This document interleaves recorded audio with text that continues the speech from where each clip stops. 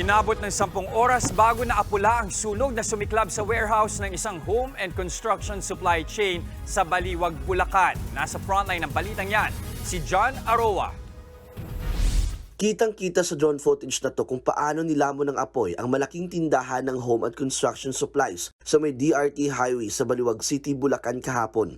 Nabalot ng makapal at maitim na usok ang Welcome Depot. Natuklap din ang ibang bahagi ng bubong. Ayon sa mga rumesponding bumbero, posibleng nagmula sa electronic section ng tindahan ng apoy. Sabi po nung manager ng Wilcon, nakarinig daw sila ng parang tumutok dun sa may electrical section. And then pagtingala daw nila, nakita nila yung duct ng aircon, malayo na yung ginapang na apoy. Dahil may mga nakaimbak ding pintura, mga gamit gawa sa kahoy at iba pang light material sa loob, mabilis tuloy na kumalat ang apoy. Bumagsak din ang kisame ng gusali, kaya pahirapan din makapasok sa loob ang mga bumbero. Wala namang nasaktan o nasawi, pero tumagal din ng halos 10 oras ang sunog na naapula lang pasado alas 9 kagabi.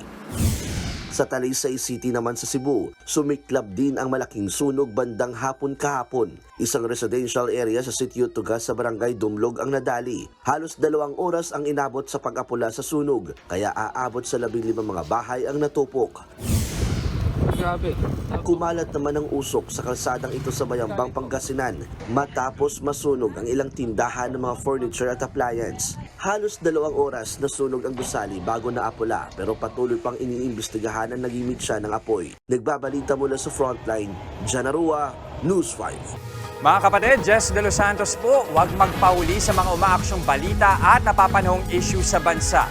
Para sa mas malawak na balitaan, mag-subscribe at mag-follow sa social media pages ng News 5.